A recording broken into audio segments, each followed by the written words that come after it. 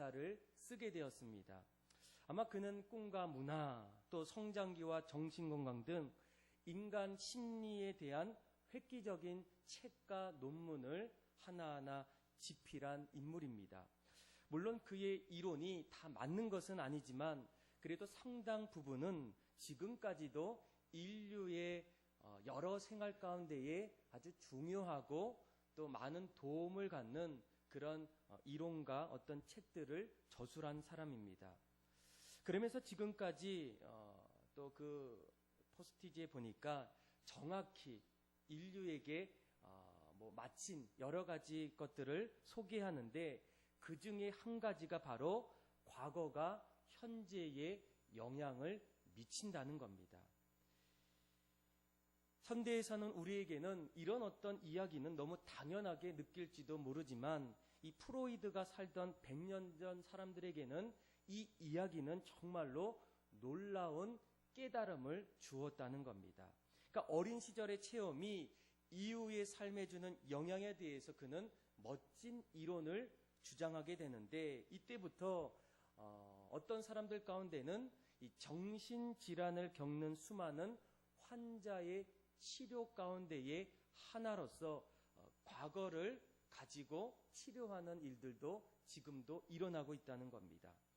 그리고 그가 주장했던 이론 가운데에 또 한 가지는 바로 인간 발달입니다. 여러분, 인간의 성장은 어느 순간에 멈추는 것이 아니라 평생 인간은 발달한다는 겁니다. 왜냐하면 우리 모두가 행복한 삶을 살기 위해서는 이 적응력은 물론 이 변화에 평정하는 능력을 갖출 때에 사람은 나이가 젊든 나이가 많든 죽음의 문턱 앞에 설 때까지 그 안에서 어떤 행복과 또 성공하는 인생을 산다는 겁니다. 그래서 여러분, 우리 모두가 어떤 개인의 목표를 만들어가는 데 있어서 사람들은 끊임없이 변화되고 성장하고 발달하는 그런 인생의 모습을 우리의 삶 속에도 종종 보게 된다는 겁니다. 그런데 이런 어떤 인간의 어떤 발단, 평생 성장하고 발달되어진 어떤 이런 것들을 한마디로 우리가 말하게 된다면 이것이 바로 인생의 여정이다라고 우리가 주로 말할 수 있습니다. 여러분들은 지금까지 인생의 여정을 걸어오는 가운데에 지금 어디에 서고 계십니까? 또 어디를 향해서 점점 달려가고 있습니까?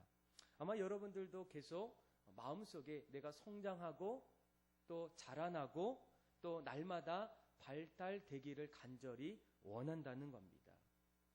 그런데 이런 어떤 이야기를 들을 때마다 또 한편으로 신앙은 정말 어떨까라는 어떤 질문이 들게 된다는 거예요. 그런데 신앙도 매한가지라는 겁니다. 우리가 예수를 믿고 구원받는 사람에게는 이 세상을 살아갈 때에 반드시 신앙의 여정이 있다는 겁니다. 우리는 올바른 신앙의 여정의 길을 걷기를 원합니다. 더욱이 그 여정을 하나하나 걸어갈 때에 하나님이 주시는 은혜를 누리기를 원하고 또 그 안에서 풍성한 어떤 기쁨을 만끽하는 신앙의 여정을 맛보기를 원한다는 겁니다. 그렇다면 우리가 이런 어떤 질문 속에서 정말 우리 인생의 여정 가운데에 기쁨이 있고 하나님의 은혜가 있고 믿음의 사람으로서 그 길을 하나하나 걷기를 원할 때 내 신앙에 무엇을 우리가 점검하고 살펴보아야 하겠습니까? 오늘 말씀을 통해서 우리의 신앙의 여정을 걸어갈 때에 가장 먼저 우리가 점검하고 꼭 필요한 요소가 있다면 무엇인지를 함께 나누기를 원한다는 겁니다. 첫 번째로 이 신앙의 여정을 우리가 출발할 때 가장 중요한 것은 그 신앙은 누구에게도 열려 있다는 겁니다. 우리 한번 1절의 말씀을 우리 같이 한번 읽어보도록 하겠습니다. 읽겠습니다. 가이사라에 고넬료라 하는 사람이 있으니 이달리아 부대라 하는 군대의 백부장이라. 아멘. 여러분, 오늘 등장하는 한 사람을 고넬료다 이렇게 소개합니다. 그런데 그는 어떤 사람입니까? 이달리아의 부대의 군대의 백부장이라는 거예요. 한 가지 우리가 알게 되는 사실은 그는 이스라엘과 전혀 다른 민족입니다. 이방인이라는 거예요. 여러분, 우리가 신앙을 가질 때에 어떤 분들은 신앙을 갖기가 어렵다라고 얘기해요. 그런데 신앙은 환경과 상황의 지배를 사실은 받지 않는다는 겁니다. 어떤 분들은 신앙을 가질 수밖에 없었던 것은 내가 인생에서 너무나 어려웠기 때문에 신앙을 가졌다. 또 어떤 분들은 내가 가난해서 극복하기 위해서 신앙을 가졌다. 또 어떤 좋은 일들을 새롭게 시작하기 위해서 내가 신앙을 가졌지만 사실은 처음부터 갖기는 어렵다라고 얘기합니다. 이 고넬료라는 사람이 아마 그런 사람이에요. 그는 이방인으로서 로마의 군대 장관이었습니다. 그러니까 그가 이방인이라는 것은 신앙의 유산이 그동안 없었다는 거예요. 믿음을 받을 수 있는 믿음의 계승자도 그의 삶의 자리에 없었다는 겁니다. 그리고 또 한 가지 그는 높은 지위에 있어서 오늘 1절 말씀에 보게 되면 그는 로마의 이스라엘로 파견되었던 100명 이상의 군대를 다스렸던 백부장이라는 거예요. 그만큼 리더십이 있었고 지위가 있었고 신분이 누구보다도 높았던 겁니다. 그리고 그가 신앙을 사실은 가질 수가 없었던 이유 가운데 하나가 무엇이겠습니까? 그 당시에 로마와 이스라엘의 관계는 바로 정복자와 피정복자의 관계라는 거예요. 물론 피정복자가 더 좋은 정복하는 어떤 그런 나라의 문화와 종교를 부러워할 수는 있어도 내가 지배하고 있는 그 나라의 그 작은 나라의 어떤 문화, 어떤 신앙을 상식적으로 바라보거나 존경하지는 않는다는 거예요. 그런데 이 고넬료는 어떻습니까? 오늘 1절 말씀에 보게 되니까 백부장이었고 그리고 이스라엘을 다스렸던 그가 하나님을 믿는 신앙을 가졌다는 거예요. 이방인인데 신분이 높은데 해야 될 일이 너무나 많은데도 불구하고 신앙을 가졌다는 겁니다. 어떻게 그가 그런 자리에서 신앙을 가질 수 있었을까? 여러분, 먼저 중요한 것은 신앙은 어떤 자격, 요건, 지위, 환경을 뛰어넘은 것이 바로 신앙이라는 겁니다. 이 고넬료에게는 사실 그의 모습 속에는 누군가 무언가를 이렇게 받아들이는 어떤 열린 마음이 있었다는 거예요. 여러분, 우리가 열린 마음을 가졌던 사람들의 한 가지 특징이 무엇이겠습니까? 어떤 배우려는 어떤 의식이 누구보다도 많다는 거예요. 내가 그동안 살아왔던 나의 경험이 많지만 내가 아는 것이, 내가 해왔던 것이 많지만 그런 가운데서도 늘 다른 사람들을 바라보고 그 사람의 어떤 이야기들을 겸허하게 듣게 되는 어떤 그런 의식 속에서 배우는 어떤 의식들이 나타난다는 겁니다. 그래서 어느 날 이 고넬료는 이스라엘의 지배자로서 정복자로서 그 지역에 찾아갔을 때 그들이 이스라엘 백성들이 믿었던 하나님에 대해서 듣게 된다는 거예요. 예수님께서 산상수훈 속에 말씀하셨던 이야기들을 다른 사람을 통해서 어떤 이유를 통해서 오늘 말씀에는 나오진 않지만 어떤 기회를 통해서 들었다는 거예요. 그런데 중요한 것은 그가 이방인임에도 불구하고 열려있는 마음이 있을 때, 배우려는 어떤 마음이 있을 때에는 어떤 이야기라도 내가 나중에 그것을 받아들이지 않을 때에도 처음에는 그 이야기를 겸허히 듣는다는 거예요. 그래서 이 고넬료는 어느 순간부터 이스라엘 백성들이 믿었던 하나님에 대해서 점점 듣게 된다는 거예요. 그리고 하나님을 점점 믿었다는 겁니다. 그런데 중요한 것은, 그것보다 더 중요한 것은 무엇이겠습니까? 내가 믿기 이전에 하나님은 내가 주님을 찾는 그때, 어떤 상황과 환경 속에서도 주님을 바라보는 그때 주님은 우리 곁에 찾아오신다는 거예요. 여러분, 영국에서 있었던 일인데 20대까지 아주 촉망받았던 어떤 여린 소녀가 있었어요. 그런데 그 소녀는 자기 또래보다도 사람들이 보니까 너무나 지혜가 있고 총명하고, 이 아이는 언젠가 무언가 일을 낼 사람 같은 어떤 생각을 가질 만큼 어떤 생활했던 그런 소년입니다. 샬롯 엘리엇이라는 소녀예요.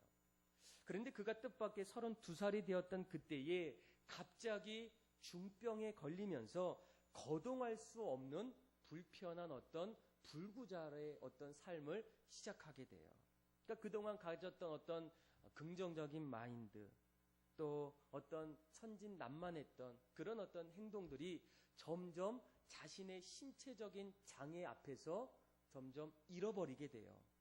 그 긍정적인 모습에는 부정적인 입술이 나오고, 또 불평하고 불만하고 정신적인 어떤 파탄의 지경까지 그 소녀가 이르게 됩니다. 그러니까 그 모습을 보았던 이 아버지의 마음은 얼마나 아프겠습니까?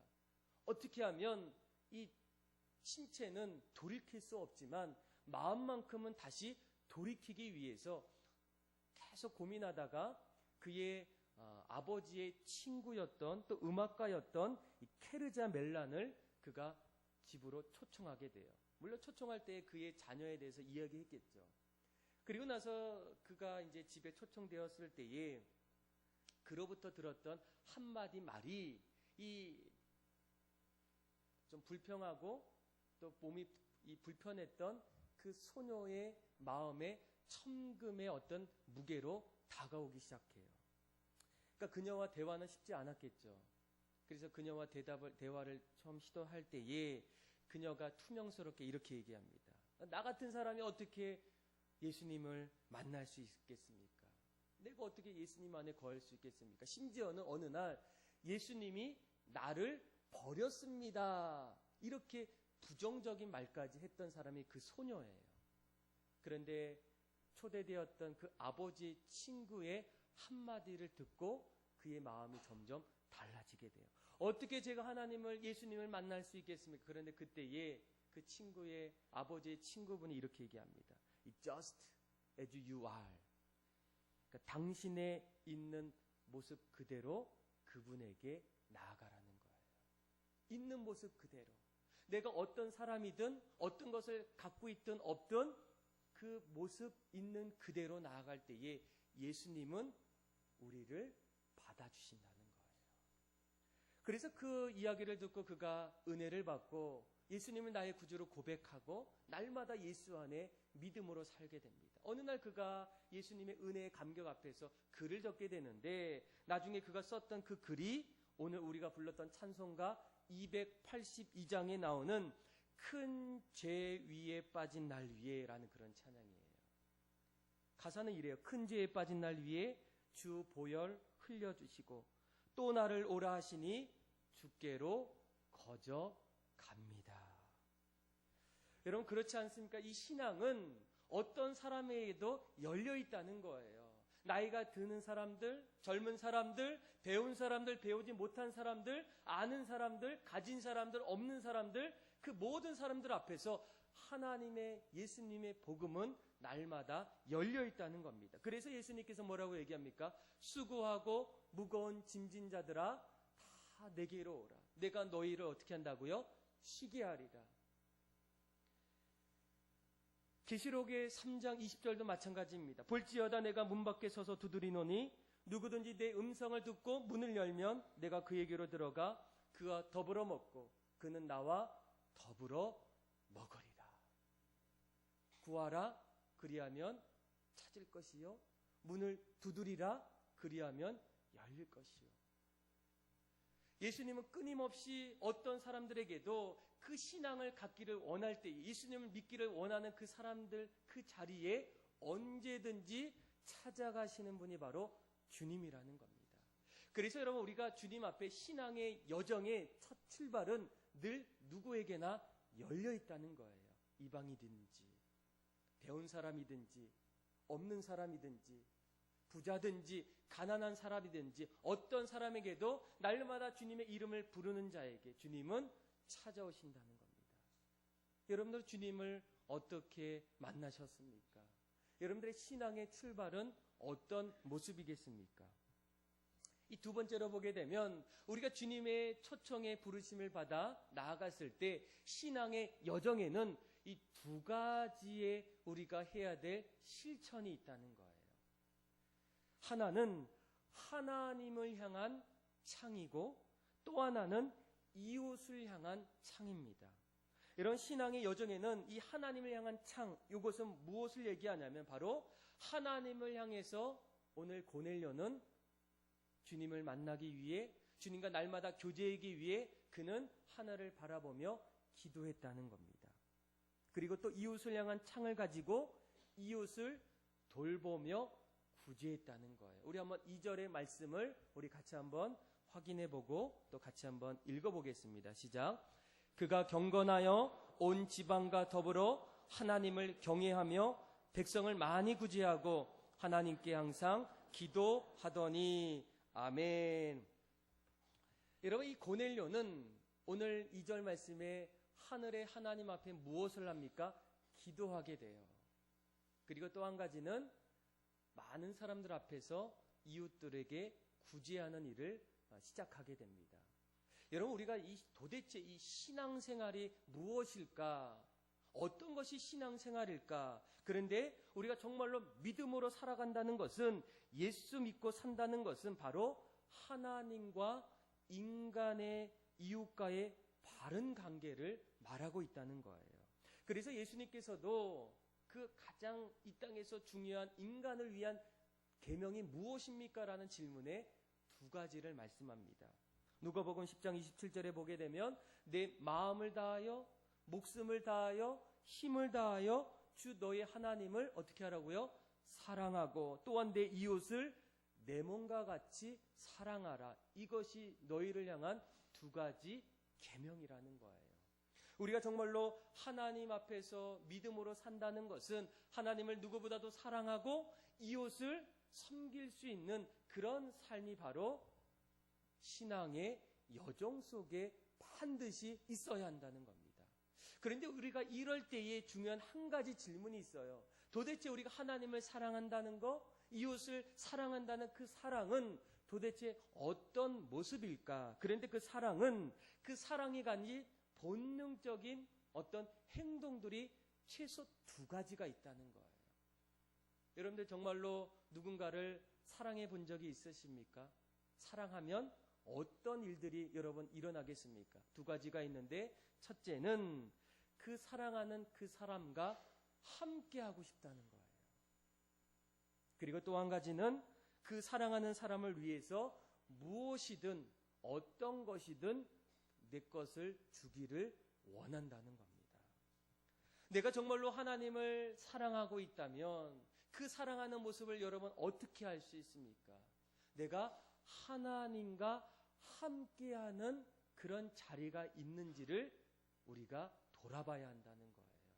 그 중에 여러분 가장 좋은 것이 무엇이겠습니까? 내가 지금도 기도하고 있는가를 보시면 돼요.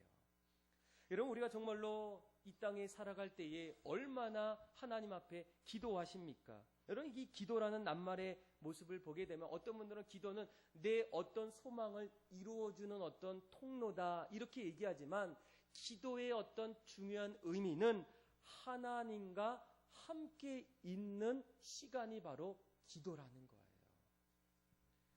그래서 여러분, 이 기도의 진수는 하나님과 더불어 대화하는 그런 어떤 자리가 바로 이 기도의 자리가 아니겠습니까? 내가 정말로 하나님을 사랑한다면 그분과 함께하는 어떤 그런 삶의 자리가 어디겠습니까?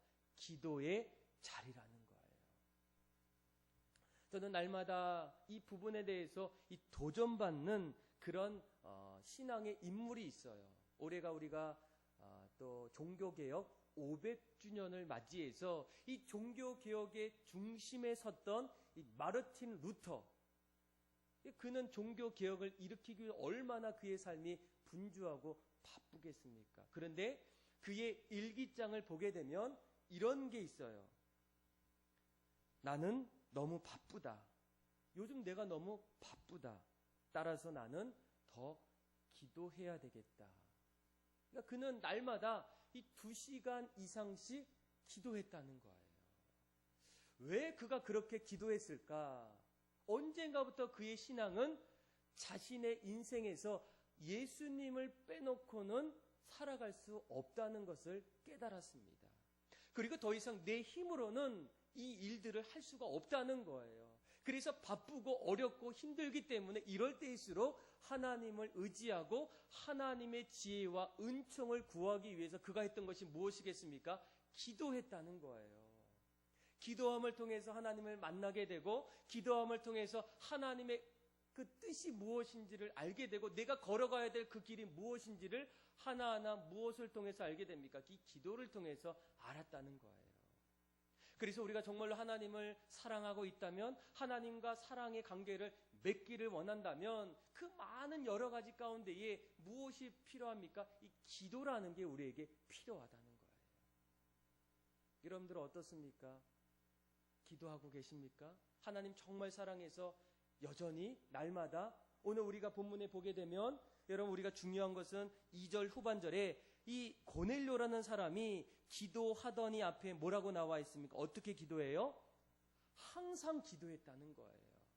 어제도 기도했다면 오늘도 기도하고 앞으로의 삶을 위해서 내일도 어떻게 한다고요? 기도할 예정이라는 거예요. 우리 한번 옆에 계신 분들에게 기도하시죠? 이렇게 한번 물어보세요. 당연하죠. 뭐 이렇게 얘기할 수도 있고. 네. 웃는 분들은 어떤 의미를 모르겠어요. 자, 여러분 우리가 정말로 하나님 사랑하면 그 사람 속에는 기도하는 모습이 있다라는 거예요. 그리고 여러분 또 한 가지는 무엇이겠습니까? 바로 이 구제라는 거예요. 구제. 이웃을 사랑하는 것. 여러분 우리가 정말로 이웃을 사랑할 때에 우리의 이웃이 여러분 누구이겠습니까? 여러분들의 이웃이 도대체 누구이겠습니까? 이 질문에 대해서 예수님께서는 누가복음 10장에 우리의 이웃이 누구인지를 우리가 찾을 수 있는 그런 이야기들을 들려주셔요. 어느 날 한 사람이 길을 가다가 강도를 만나게 돼요. 그런데 강도를 만나서 모든 걸 다 뺏기고 누군가의 도움 없이는 도저히 일어설 수 없는 그런 어떤 절체절명의 위기에 놓이게 돼요. 그런데 그때 막 사람들이 지나갑니다. 그런데 뭐 제사장, 뭐 바리새인, 뭐 여러 사람들이 지나가지만 예수님께서 그 이웃에 대해서 말할 때 중요한 것은 그 사람의 어떤 필요를 채워주는 사람이 바로 이웃이라는 거예요. 그러니까 오늘날 우리의 이웃이 여러분 누구이겠습니까? 여러분들의 시간을 요구하는 사람, 여러분들의 어떤 위로를 필요로 하는 사람, 여러분들의 어떤 격려와 어떤 도움을 부탁하는 그 사람이 우리의 이웃이라는 거예요. 그래서 여러분 우리가 정말로 이 땅을 살아갈 때 신앙의 여정 속에는 하늘의 하나님 앞에 나아가는 하늘의 창이 있지만 또 한 가지는 우리에게 맡겨주신 이웃을 향한 우리의 창이 있다는 거. 오늘 말씀에도 여러분 2절에 그가 구제할 때에 어떻게 구제합니까? 한 번, 두 번이 아니에요. 어떻게 했다고요? 많이 백성을 구제했다는 겁니다. 그래서 여러분 날마다 우리의 신앙의 여정에서 우리가 그 여정을 하나하나 걷고 있을 때 이 두 개의 창이 점점 열리고 있는가, 그것을 바라보면서 살고 있는지를 여러분들이 점검하셔야 돼요. 날마다 내가 하나님을 사랑하고 이웃을 사랑해서 하나님 앞에 기도하고 또 하나님의 사랑으로 이웃을 돌아보고 함께하고 있는 내 신앙의 삶이 있는지를 돌아봐야 한다는 겁니다.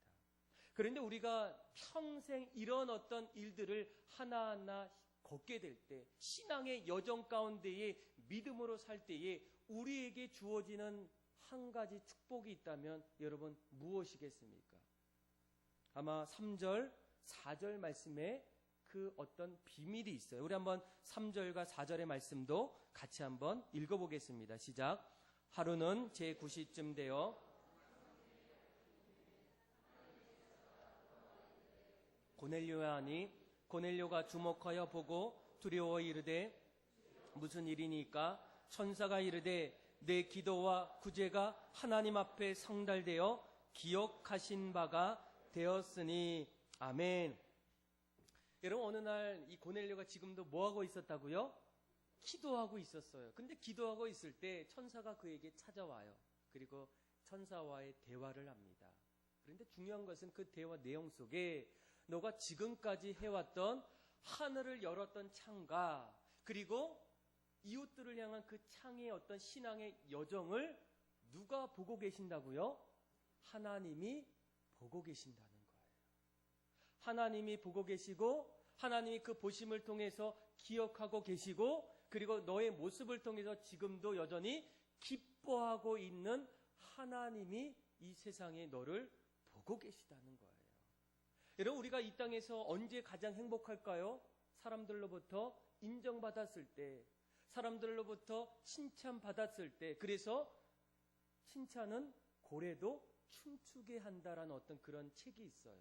그 정도로 내가 인정받고 칭찬받고 내가 어떤 자리에서 기쁨이 될 수 있다면 그것만큼 우리에게 인생의 소중함이 어디 있겠습니까? 그런데 이 고넬료는 누구로부터 인정을 받고 누구로부터 칭찬받고 기쁨을 받고 있습니까? 이 천사가 말합니다. 하나님께서 지금 이 세상을 지으시고 만드셔서 이 세상을 통치하시는 그 하나님이 지금 너의 신앙의 여정 속에 걷고 있는 너의 모습을 보고 내가 기뻐하고 즐거워하고 감사하고 있는 하나님을 그에게 고백하고 있다는 거예요. 여러분들이 만약 이 고넬료가 되었을 때 그 이야기를 듣고 있을 때 여러분 어떤 마음이 들겠습니까? 또 우리가 언젠가 죽음 이후에 아니면 주님이 우리가 죽기 이전에 이 땅에 오실 때에 주님을 만나는 그 자리에서 예수님께서 우리에게 말씀하시는 거예요. 각자의 이름을 말하면서 주일아, 나는 너가 걸어왔던 신앙의 여정 속에서 지금까지 너가 걸어왔던 그 순간순간을 내가 다 보고 있었다. 그리고 그 모습을 통해서 나는 늘 날마다 기뻐했다. 내가 너를 만들었는데 너의 그 작품이 나에게는 정말로 기쁨이 되었다. 하나님도 기쁨이 있는데 그 자리에서 듣는 우리가 그 자리에서 이런 이야기를 들을 때에 우리의 마음이 여러분 어떻게 되겠습니까? 얼마나 정말로 우리의 마음이 들뜨겠습니까? 이것만큼 우리 인생에 가장 축복이 있다면 어떤 축복이 있겠습니까? 저는 이러한 축복이 우리 인생에 누려야 되고 맛봐야 될 가장 즐겁고 기쁨이 넘치는 축복이 아니겠습니까?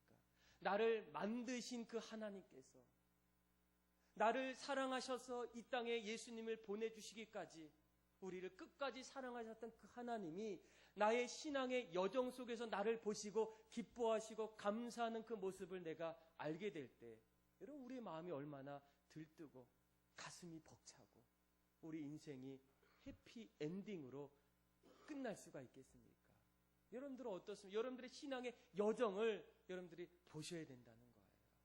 내가 걸어가는 그 자리에서 주님이 만약 내 안에 천사를 보내어 말씀하실 때 천사가 이렇게 얘기할 수도 있어요. 아직은 글렀다. 아직은 아닌 것 같아. 하나님이 널 주목하고 있는데 아직도 여전히 부족해.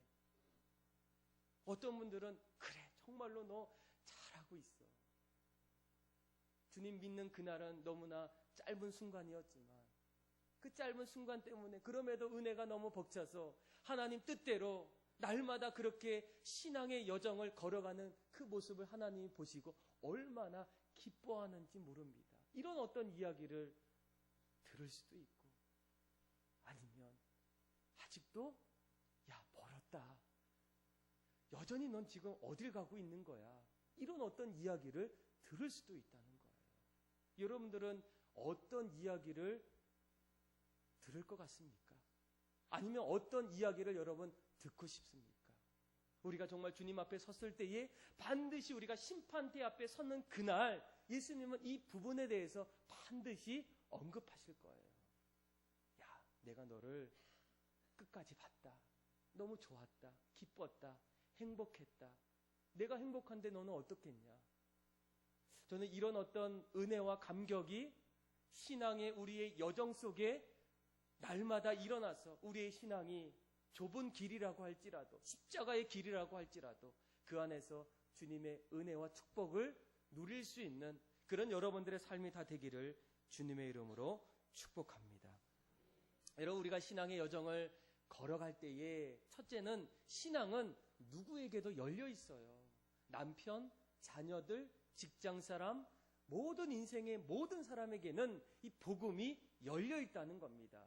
그리고 두 번째는 우리가 신앙의 여정 속에서 반드시 그 안에는 실천할 수 있는 두 가지, 하나님 사랑하는 일, 그리고 이웃을 내 몸처럼 섬기는 그런 귀한 실천의 장이 우리의 신앙의 여정 속에 있어야 한다는 거예요. 그러면 마지막 세 번째, 우리가 신앙의 여정 속에 또 한 가지 주어지는 일이 무엇이겠습니까? 우리가 신앙의 여정을 걷게 되었을 때 그 안에는 하나님이 우리를 통해서 하실 놀라운 일들 속에 나를 사명자로 부르신다는 겁니다. 우리 한번 5절에서 우리 8절의 말씀을 우리 같이 한번 교독으로 한번 읽어보겠습니다. 제가 먼저 읽어볼게요.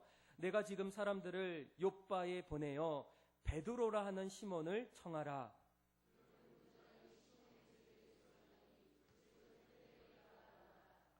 마침 말하던 천사가 떠남에 고넬료가 집안 하인 둘과 부하 가운데 경건한 사람 하나를 불러 아멘. 여러분, 우리가 예수를 믿을 때에 한 번은 이런 질문이 생기게 돼요. 왜 예수님께서 많은 사람들 가운데에 하필이면 나를 먼저 택하셨을까? 우리 남편도 있고 자녀도 있고 또 다른 친구들도 있는데 그 친구들은 여전히 세상이 좋아서 세상 속에 살고 있는데 우리는 세상 속에서 주님 알게 되어서 구원받을 수 있었던 또 구원받고 살아갔던 그 이유가 도대체 무엇일까? 이런 어떤 질문이 늘 퀘스천으로 남게 된다는 거예요. 왜 다른 사람도 아닌 하나님이 나를 세우셨을까? 여러분, 오늘 이 고넬료의 오늘 모습도 마찬가지입니다. 왜 하나님께서 이방 사람들 가운데에 이 고넬료라는 사람을 선택하셨을까? 그런데 우리가 이 사도행전의 내용들을 보게 되면 그동안 유대인들은 이 복음을 유대인들 안에서만 증거하게 돼요. 이방인들은 이 복음의 어떤 받아들일 자격이 없다는 거예요. 그런데 사도행전 1장 8절에 보면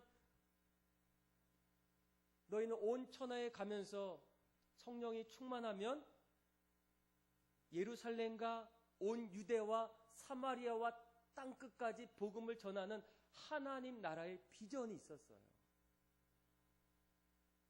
그런데 그 비전을 누구를 통해서 시작합니까? 오늘 이 고넬료의 이 복음을 받아들임을 통해서 이방 선교의 교두보의 출발이 바로 고넬료로부터 시작된다는 거예요. 여러분, 우리가 창세기 노아라는 사람이 있을 때 노아는 잘 아시죠? 그 시대에 죄악이 가득해서 하나님께서 그 지역을 심판해요. 그런데 그때 노아를 구원해 주십니다. 그런데 노아만 구원받았을까요? 아니라는 거예요. 노아가 배를 만든 그때에 하나님께서 이렇게 얘기합니다. 노아야, 너와 내 온 집이 방주로 들어가라. 그리고 노아는 이 배를 만드는 그때부터 계속적으로 그 지역에 있는 사람들에게 함께 하십시다. 같이 가십시다. 언젠가부터 노아가 하나님으로부터 구원받는 그때에 구원을 넘어서 그 시대에 구원을 이룰 수 있는 귀한 하나님의 사명자로 그를 부르셨다는 거예요.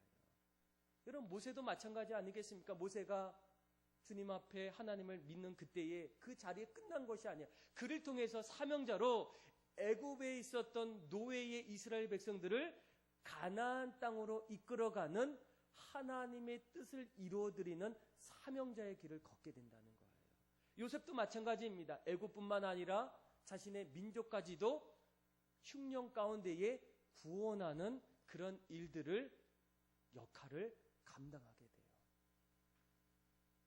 다윗 사도 바울 마찬가지 아니겠습니까? 하나님을 먼저 믿었던 사람들은 그 믿음 안에서 끝나는 것이 아니라 이제 내가 예수님을 통해서 십자가에 달려 돌아가신 예수님의 은혜가 나의 죄를 씻김을 통해서 나도 예수님과 함께 다시금 새로운 거듭난 인생의 삶을 시작하고 있다는 거예요. 새 생명으로 우리가 살 때 그 안에는 하나님이 우리를 통해 행하실 놀라운 새로운 계획과 뜻이 있다라는 겁니다. 그래서 오늘 우리가 말씀을 잘 읽어보시면 2절의 말씀 속에 우리에게 한 가지 또 들어오는 한 가지 사건이 있어요. 우리 한번 2절의 말씀을 우리 같이 한번 읽어볼까요? 시작. 그가 경건하여 온 지방과 더불어 하나님을 경외하며 백성을 많이 구제하고 하나님께 항상 기도하더니 아멘. 이 고넬료는 그 집안, 지역에 처음으로 하나님을 믿었던 사람입니다. 첫 번째 하나님 믿는 이방 사람이에요. 그런데 2절에는 뭐라고 얘기합니까? 그가 경건하여 온 지방과 더불어 하나님을 경외했다는 거예요. 나 혼자 믿었던 것이 아니라 내가 먼저 믿음을 통해서 우리의 아내, 우리의 자녀들, 또 나와 사랑하고 있는 그 모든 사람들 모두가 더불어서 하나님을 어떻게 했다고요? 믿게 되었다는 거예요. 여러분 5절, 6절, 7절, 8절에도 마찬가지예요. 왜 하나님께서 이 고넬료를 통해서 욥바에 있는 베드로를 만나게 하셨을까? 이제 나중에 읽어보면 베드로를 만나서 예수님에 대해서 듣게 돼요. 그리고 이 고넬료를 통해서 이방 나라에 예수 그리스도의 복음이 점점 증거되고 하나님 나라가 세워지는 놀라운 일들이 누구를 통해서 일어나게 됩니까? 이 고넬료라는 사람을 통해서 일어나게 된다는 거예요. 내가 주님을 믿고 난 이후에 구원받았는데 여기서 끝난 것이 아니라 나는 이제 구원받은 자이면서 동시에 하나님의 비전을 세워나가는 사명자로서 이 땅을 살아가고 있다는 거예요. 여러분 이러한 일들이 그때만 일어나겠어? 아니라는 거예요. 오늘날에도 끊임없이 믿음의 사람들을 통해서 하나님께서 행하실 일들을 사명자를 통해서 진행되고 있다는 겁니다. 저는 이 이야기를 묵상하면서 지난 2월 달에 제가 1월, 2월 달에 늘 신년이 되면 부흥사경회를 해요. 작년, 그러니까 올 초에 안산의 이 동산교회의 김인정 목사님께서 이제 저희 사경에 강사로 오셨어요. 그런데 이 그분의 이야기를 들어보면 정말로 놀랍습니다. 짧게 얘기하면 그분이 5세 때에 어머니를 잃고 또 술과 노름에 빠져있던 아버지와 계모 밑에서 어려운 시절을 늘 보냈어요. 그런데 초등학교 5학년 때에 한 친구를 통해서 교회를 찾아가게 돼요. 그러면서 그의 어떤 생각과 어떤 마음이 점점 달라지게 됩니다. 그리고 그가 대학생이 되었을 때 처음으로 예수님을 인격적으로 만나게 돼요. 얼마나 그가 감격이 컸던지 내가 복음을 전하는 것 외에 다른 어떤 것보다 중요한 일이 없게 그래서 안산의 바월공단이라는 그곳에 작은 개척교회를 시작하게 돼요. 그런데 그 교회가 오늘날 보게 되면 한 12,000, 15,000명의 성도가 함께 드리는 그런 교회가 되었어요. 그런데 그 지역이 한 가지 특징이 뭐냐면 그 안산이라는 그 지역은 공단이에요. 그래서 그곳에 있는 자녀를 둔 부모님들은 이 조금만 형편이 좋아지면 그 안산을 탈출하는 것이 숙제였대요. 교육열이 별로 없으니까 다 일하는 사람들. 그런데 그런 어떤 모습을 보면서 이 목사님이 기도하면서 야 이런 일들을 어떻게 하면 좋겠는가. 복음을 전해야 될 사람들은 자꾸만 들어왔다 나갔다 하는데 이때 이 하나님이 주셨던 어떤 비전이 바로 이 안산이라는 지역에 정말로 필요한 어떤 학교를 세우는 것을 비전을 주셨다는 거예요. 그래서 정말로 하나님 말씀 안에서 세상에서 꼭 필요한 그런 어떤 명문 고등학교 그런데 사실 그것이 쉬운 일일까요? 아니라는 거예요. 1995년도에 처음으로 안산에 동산고등학교를 세웠습니다. 시작은 신실한 믿음을 바탕으로 미래 핵심의 인재를 하나하나 세우는 그런 비전으로 독창적인 어떤 교육 시스템을 통해서 이제 출발하게 되는데, 그때 처음 시작할 때는 여러 가지 사건도 있었다는 거예요. 그런데 공단 도시이고 또 신앙과 교육의 불모지로 불렸던 수도권의 변두리 지역에서 지금은 대학 진학률 전국 5위, 그리고 가장 가고 싶은 대학을 가장 많이 보내는 고등학교 가운데의 하나라는 거예요. 그러면서 그 학교를 이렇게 소개하더라고요. 왕따가 없는 학교, 술 먹고 담배 피우는 비행 청소년이 없는 학교, 교내에서 학생들이 휴대폰을 사용하지 않는 학교, 체벌하는 선생이 없는 학교, 촌지가 없는 학교, 학생도 선생도 부정행위를 하지 않는 학교, 그러면서 공부는 절대 뒤지지 않는 학교. 이것이 바로 안산 동산고등학교의 오늘날의 모습이라는 겁니다. 이것이 바로 내가 주님을 믿고 난 이후에 하나님이 각자에게 주시는 어떤 사명이 있다는 거예요. 저는 이 이야기를 하나하나 보게 되면서 갑자기 우리 교회를, 또 우리의 신앙을 갑자기 돌아보게 돼요. 하나님이 많은 교회 가운데에 청라라는 지구에 온누리 소망교회를 세우신 이유는 그 안에 분명히 우리 교회가 해야 될 분명한 사명이 있다는 거예요. 교회마다 행해지는 여러 가지 일은 반드시 존중되어지고 행해지는 일들은 다양합니다. 어떤 것이 옳고 그런 건 없어요. 그러나 이 교회가 하나님 앞에서 이 지역에서 해야 될 어떤 분명한 사명이 있다고 생각해요. 여러분, 가정도 마찬가지입니다. 하나님께서 왜 아내를 만나게 해주셨을까? 왜 자녀를 우리에게 선물로 주셨을까? 그냥 단지 행복한 가정을 이루기 위해서 아니라는 거예요. 주님을 믿고 난 이후에는 반드시 여러분 달라져야 돼요. 하나님께서 새로운 아내를 만나게 해주시고 또 자녀를 주으셨다는 것은 그 자녀와 가정을 통해서 하나님이 믿음의 사람으로 이 세상에서 가정을 통해서 해야 될 일들이 있다라는 겁니다. 직장도 마찬가지예요. 내가 어느 직장에 갔다는 것은 그 직장을 통해서 하나님이 나를 통해서 해야 될 그 새로운 일들이 그 직장을 통해서 반드시 있다라는 거예요. 여러분, 우리가 이 사실을 우리가 깨닫지 못하게 된다면 우리는 어떻습니까? 날마다 주님 앞에서 구원받은 사람으로서 내 뜻대로만 살아갈 수밖에 없다는 거예요. 그런데 이 사실을 깨달았을 때 저는 이 말씀을 보면서 갑자기 제 마음의 가슴이 점점 뛰는 거예요. 야, 정말로 하나님이 왜 저와 여러분들을 만나게 해주셨을까? 많은 지역 가운데에 청라지구에 온누리 소망교회를 세워주신 이유가 무엇일까? 또 우리가 지금 하고 있는 여러 가지 사역 속에서 하나님이 이루고자 하실 이들이 도대체 무엇일까를 고민하다 보면 정말로 그 앞에서 지금 행하고 있는 여러 가지 일들이 이런 여기에서 끝나면 안 된다는 거. 하나님은 지금 우리가 하고 있는 이 사역을 통해서 더욱더 하나님 나라를 점점 세워나가고 이루고자 하시는 하나님의 원대한 비전이 우리를 통해서 지금 시작되고 있다는 거예요.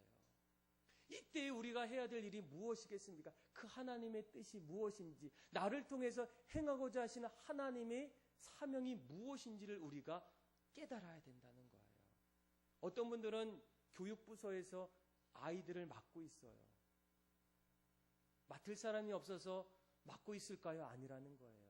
지금 이 시대에 다음 세대를 이끌어갈 리더들이 지금 부재해요. 하나님은 어쩌면 이 교육부서를 통해서 이 시대의 믿음의 세대로서 다음 세대를 이끌어갈 수 있는 그런 인재를 키우기 위해서 교육부서의 교사로 우리를 부르고 계시다는 거예요. 선교회도 마찬가지입니다. 여러분, 우리 선교회가 단지 여름이 되면 잠깐 가서 그냥 남의 교회를 위해서 기도하고 마치는 그런 어떤 일들을 위해서 이런 일들을 하는 것이 아니라는 거예요. 우리가 이런 일들을 통해서 이제 우리의 선교의 눈이 떠짐을 통해서 우리 교회가 정말로 선교가 어려운 이 시대에 곳곳에 교회를 세우고 선교하고 땅끝까지 증인될 수 있는 어떤 교두보의 어떤 출발이 바로 선교회의 어떤 시작이라는 거예요. 그럼 목장교회도 마찬가지. 맨날 우리가 모였던 목장 식구들만 모여서 나 좋고 너 좋고 예배 드리고 끝나는 어떤 그런 일들을 하나님이 원하고 있지 않는다는 거예요. 목장을 통해서 그 안에서 말씀이 살아나고 은혜가 있고 회복이 있고 배가가 있고 또 그 안에서 영혼 구원에 대한 어떤 하나님의 계획들이 있다라는 겁니다. 우리는 그것을 깨달으셔야 돼요. 하나님이 나를 먼저 구원해 주셨을 때에 나를 통해서 하나님의 뜻을 이루고자 하는 하나님의 계획들을 우리가 알고 그 길을 걸어갈 때 그때 우리는 뭐라고 불리게 됩니까? 사명자로 불려지게 된다는 거예요. 여러분들은 어떤 사람이겠습니까? 사명자이십니까? 신앙의 여정 속에서 오늘 본문에 나타났던 이 고넬료처럼 백부장으로서 이제는 하나님의 구원의 감격 속에서 온 지방과 더불어서 이방인의 선교의 교두보로 그의 사명을 감당하고 있다는 거예요.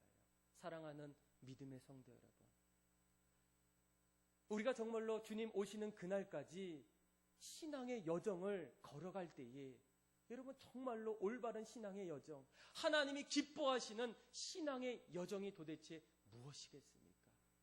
오늘 말씀을 꼭 기억하면서 하나님 정말로 우리의 신앙의 여정 속에 누구라도 하나님 주님을 찾을 때 찾아오시는 그 하나님 잘 믿고 그 안에서 하늘의 창과 이웃을 향한 그 창 두 가지를 날마다 걸어가고 그 안에서 주님 나를 통해서 행하시는 그 놀라운 일들을 하나하나 세움을 통해서 하나님께서 우리를 통해서 교회를 통해서 가정을 통해서 이루실 일들을 보기를 원하고 날마다 영광 돌리며 살 수 있는 여러분들의 신앙의 아름다운 여정들이 다 되기를 주님의 이름으로 축복합니다. 우리 복음성가 하나님은 너를 지키시는 자, 우리 한번 같이 한번 찬양하고 우리 주신 말씀 가지고 같이 한번 기도하겠습니다.